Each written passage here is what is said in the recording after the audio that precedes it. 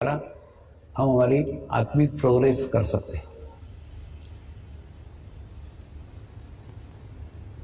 लेकिन उन मार्गों से हम आज विमुख हो गए। जिस प्रकार से उनका अवलंब करना चाहिए वैसा अवलंब नहीं करते। उसमें का एक मार्ग है पूजा। अब आपके दादाजी को नाना जी को पूछो ना, पहले के समय में पूजा घर का मुखिया करता था। घर का जो प्रमुख व्यक्ति है वो पूजा करता था। लेकिन आजकल वो प्रमुख व्यक्ति को समय ही नहीं है, टाइम ही नहीं है। वो अपने धंधे में, अपने नौकरी में लगा रहता है, उसको पूजा करने को टाइम ही नहीं रहता। तो वो क्या करता है, पत्नी पे डाल देता है। पत्नी भी आजकल नौकरियां करने वाली है, उनको भी टाइम नहीं रहता है। वो क्या करती है, अपने कॉलेज जाने वाली लड़की के ऊपर डाल देती है, तू कर। कॉलेज जाने वाली लड़की को भी टाइम नहीं रहता, उसको बहुत दूर कॉलेज रहता है। वो अपने और छोटे जो 10वीं में भाई है उसके ऊपर डाल देती है कि तू पूजा कर। 10वीं वाला भाई उसका अभ्यास रहता है, तो वो और छोटे अपने 5वीं वाले भाई के ऊपर डाल देता है कि तू पूजा कर। वास्तव में पूजा मन की एकाग्रता करने का माध्यम है। क्रमबद्ध तरीके से, लयबद्ध तरीके से पहले रेशमी वस्त्र पहनना और मन में भाव लाना कि मैं ये परमात्मा के लिए कर रहा हूं। फिर चंदन घिसना, और चंदन घिसते समय भी ये पूर्ण भाव रखना, ये मैं परमात्मा के लिए कर रहा हूं।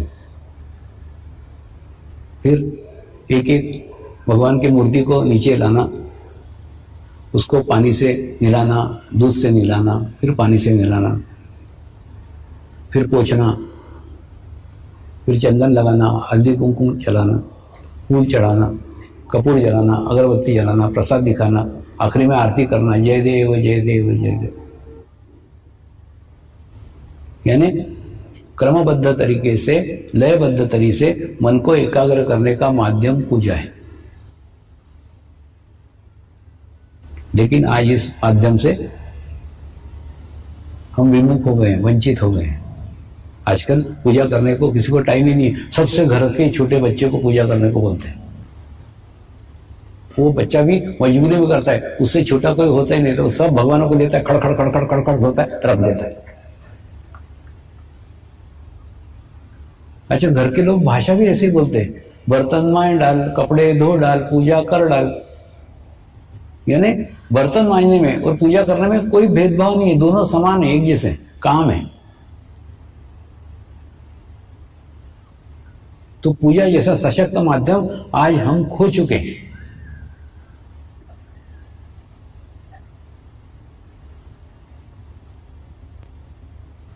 दूसरा माध्यम था मंदिर। मंदिर में जाकर के पूर्ण भाव के साथ मूर्ति से अपना संबंध स्थापित करना।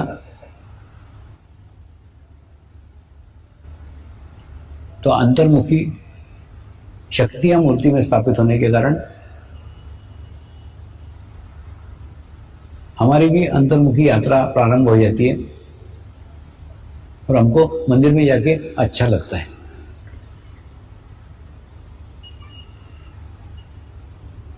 लेकिन वो माध्यम भी हम खो चुके हैं। हम मंदिर में मन की एकाग्रता के लिए, मन की शांति के लिए जाते हैं, हम मांगने जाते हैं।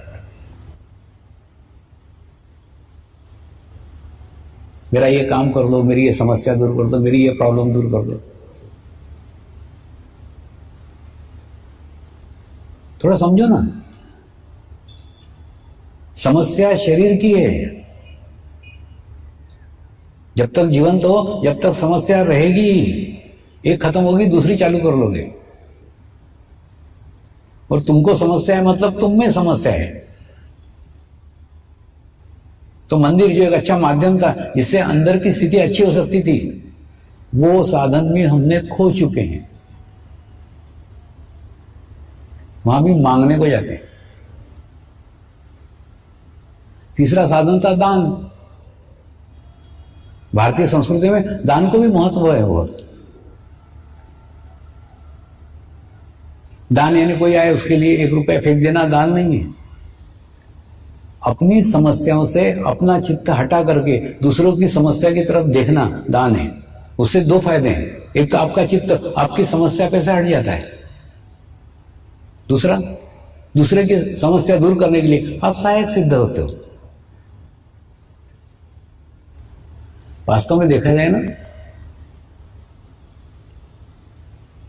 दान को जितना महत्व दिया गया है उस महत्व को न जानते हुए हम दान करते हैं, तो दान की जो रिजल्ट आना चाहिए,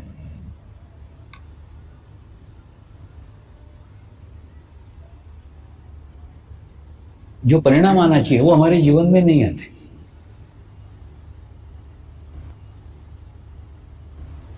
आप ही आत्म परीक्षण करो, मैं जो कह रहा हूं कितना सत्य है। हम दान इन्वेस्टमेंट करने जाते हैं और बोलते भी 1 रुपया दोगे तो 10 लाख मिलेगा। मैंने वो कोई म्यूचुअल फंड है क्या? कोई शेयर है जिसमें तुम 1 रुपया दोगे और 1 लाख मिलेगा? यानी ये इन्वेस्टमेंट करने जा रहे हैं, दान नहीं है, ये इन्वेस्टमेंट है कि मैं 1 रुपया दूंगा तो मेरे को 1 लाख मिलेगा। ये इन्वेस्टमेंट है, ये दान कहां हुआ?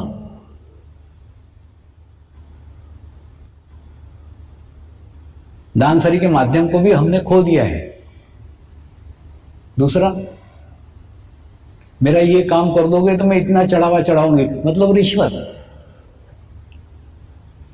भगवान को भी नहीं छोड़ा रे बाबा। एक जगह तो छोड़ो, डाकन एक घर छोड़ के करके तुमने एक जगह नहीं छोड़ी, वो मंदिर को भी वहां रिश्वत का रूप बना दिया कि मेरा ये काम कर दोगे तो मैं इतना चढ़ावा चढ़ाऊंगी, इतना पैसा दूंगी, इतना दान करूंगी, इतना। तो दान इन्वेस्टमेंट नहीं है, दान रिश्वत नहीं है। और दूसरा, इस जन्म में देंगे तो अगले जन्म में मिलेगा। अरे काय को अगले जन्म की आशा रख रहा है रे? अब तुम इच्छा ही कर रहे हो अगले जन्म मिलेगा, जा साले अगले जन्म में जा।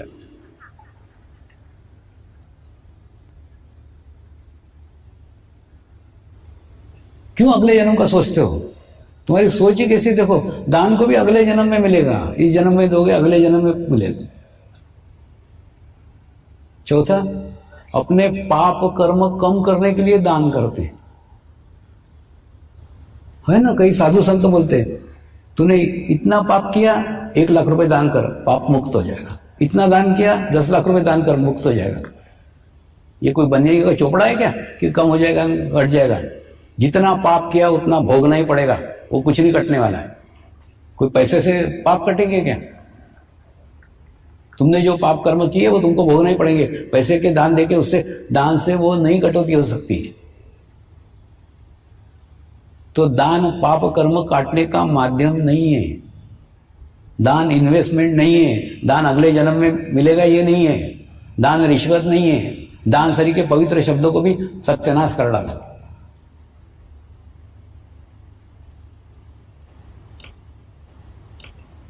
दान केवल और केवल आत्मा को प्रसन्न करने के लिए दिया जाता है।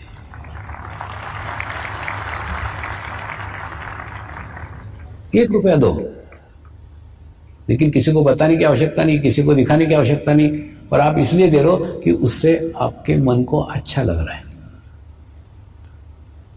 वहां पे दान करके मेरे मन को प्रसन्नता लग रही है, मुझे अच्छा लग रहा है, मेरी आत्मा स्ट्रांग हो रही है, मेरी आत्मा सशक्त हो रही है, इसलिए मैं ध्यान कर रहा हूं। मेरे को कुछ नहीं चाहिए, मेरा कोई इन्वेस्टमेंट नहीं है, मेरे को अगला जन्म लेना ही नहीं है, तो अगले जन्म में मुझे चाहिए ही नहीं, मैं रिश्वत दे नहीं रहा हूं, मेरे पाप कर्म काट नहीं रहा हूं, कोई अपेक्षा ही नहीं है, कोई अपेक्षा रहित दान आत्मा के साथ करो। आत्मा को पवित्र करने के लिए, आत्मा को शुद्ध करने के लिए, आत्मा को सशक्त करने के लिए दान करो। तो दान के अर्थ को समझो पहले, दान काय के लिए कर रहे हो? तो दान भी एक माध्यम था, वो भी हमने खो चुके हैं। अब बताओ, पूजा खो दी, मंदिर खो दिया, दान खो दिया, रहा क्या? अब एक ही मार्ग बचा है, वो है ध्यान। अब इसको खराब मत करना। और कोई मार्ग बचा नहीं रे बाबा, कोई मार्ग बचा नहीं, एक ही मार्ग बचा है, ध्यान। ध्यान अपेक्षा के साथ मत करो।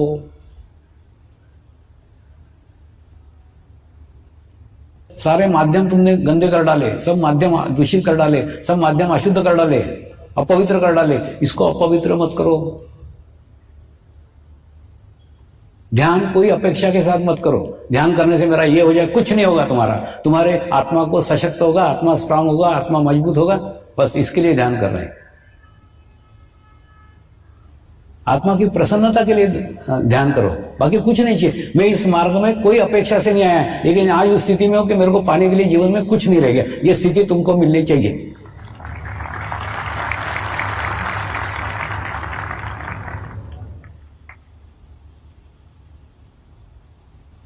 अपेक्षा रहित दान दे, कोई अपेक्षा नहीं है। मैं थोड़ा समझाता हूं। अपेक्षा सारे साधना का सत्यानाश कर देती है,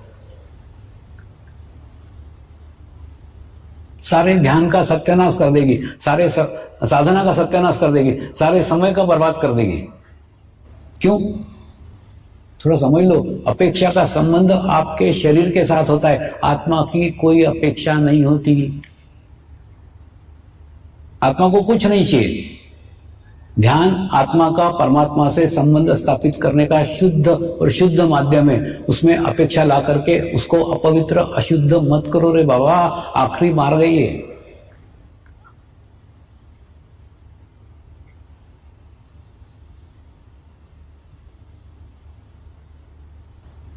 ध्यान केवल इसलिए करो क्योंकि उससे आपकी आत्मा प्रसन्न, आपको अच्छा लगता है।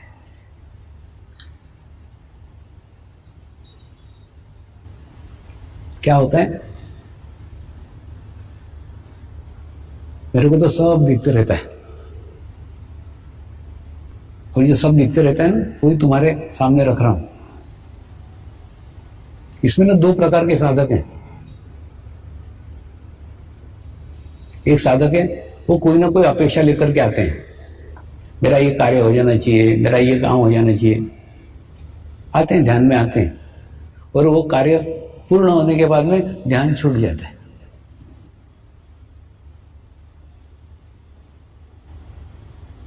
ये भावपूर्ण साधक है, पूर्ण फेज से आएंगे, पूर्ण भाव से आएंगे। छप्पर लगे फटने तो प्रसाद लगे बटने। जब इन पे संकट आता ना, फिर ध्यान करेंगे खूब, और जैसे संकट चला गया फिर राह देखते, दूसरा संकट आएगा फिर ध्यान करेंगे। अरे रेगुलर ध्यान करेगा तो संकट कभी आएगा ही नहीं।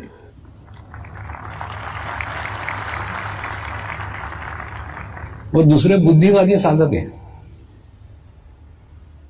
बुद्धिवादी साधकों की खूब प्रगति हुई है, आध्यात्मिक खूब प्रोग्रेस हुई है। उनका कोई विश्वास ही नहीं है इस चीज पे कि ध्यान करने से कोई अच्छा हो सकता है, ध्यान करने से कोई भला हो सकता है।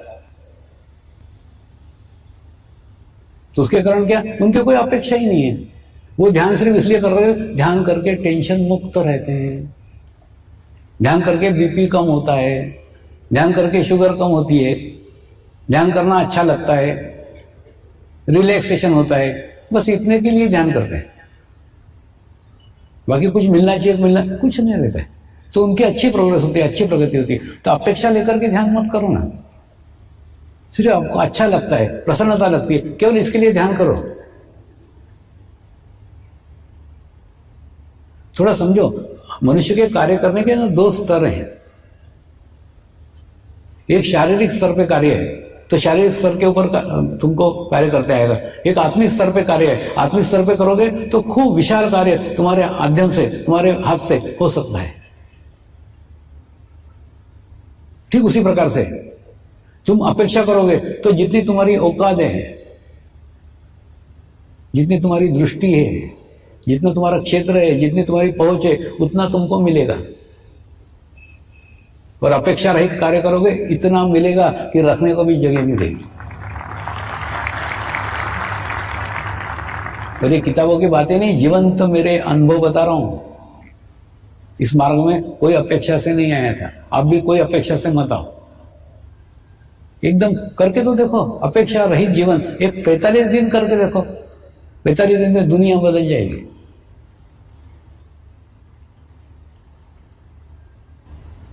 अब हम ध्यान करेंगे, मेडिटेशंस करेंगे।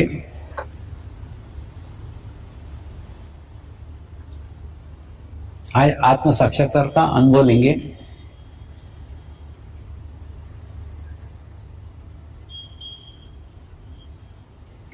एक स्वीट डिश बना करके आज मैं आपको खिलाऊंगा, तो उससे आपको एक कॉन्फिडेंस आ जाएगा।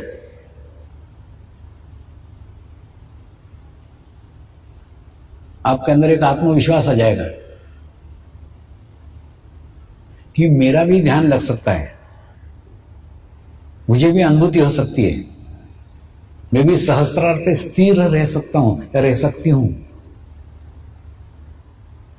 यह आत्मविश्वास आपको आपके जीवन में आगे काम आएगा कि उस दिन हुआ था, बाद में भी हो सकता है।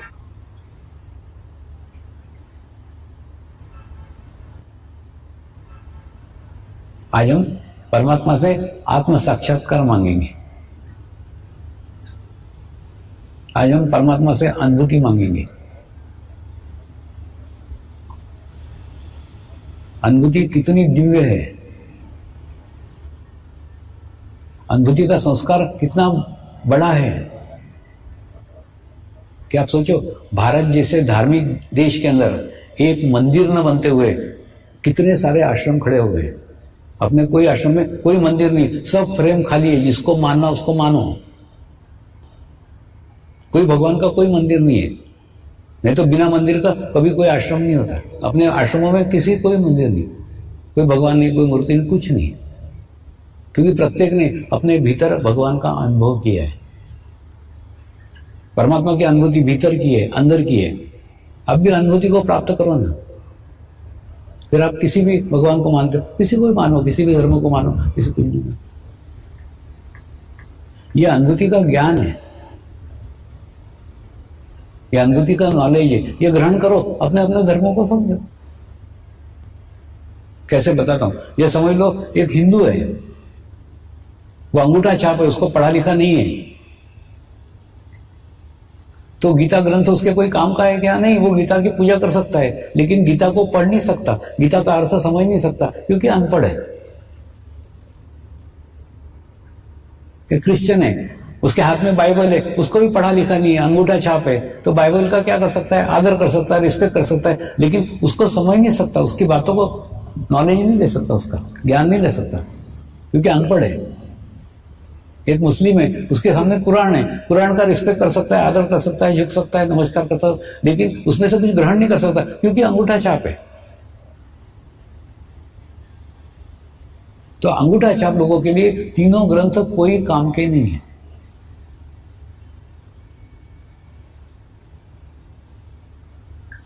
वे केवल उसका आदर कर सकते हैं, बाकी उसमें से कुछ ग्रहण नहीं कर सकते। ठीक उसी प्रकार से यह अनुभूति का ज्ञान है, यह अनुभूति का नॉलेज है, इसको ग्रहण करो और अपने अपने धर्मों को समझो।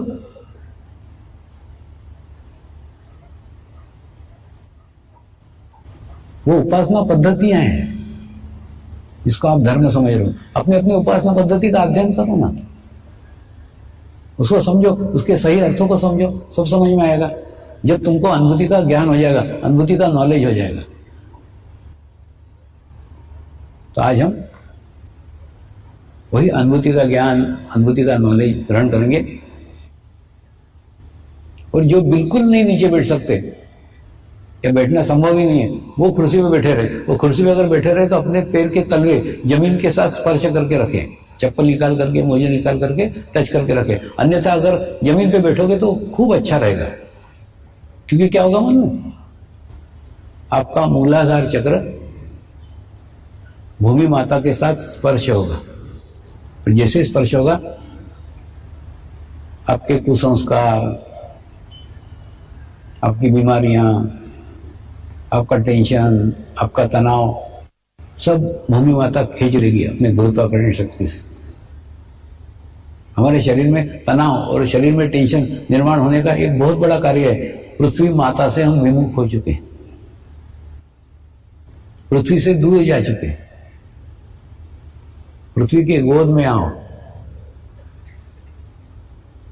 वो आपका सारा तनाव, सारा टेंशन दूर कर देगी। कुछ नहीं करने का है। दोनों हाथ सामने रखो। दूसरा आज क्या करने का है मन में? हमको आत्मा साक्षात्कार मांगने का है, आत्मा अनुभूति मांगने की है। ध्यान जैसे हम रोज करते हैं वैसे ही करने का, सिर्फ बाद में एक प्रार्थना करने की। दूसरा, कई लोग मुझे पूछते आप आत्मा साक्षात्कार दे सकते हो, आप आत्मा अनुभूति करा सकते हो, आप कुंडली शक्ति जागृत करा सकते हो? मैं कहता हूं मैं कुछ नहीं करा सकता। ये सब ईश्वरीय शक्तियां हैं, इसको मनुष्य कर ही नहीं सकता।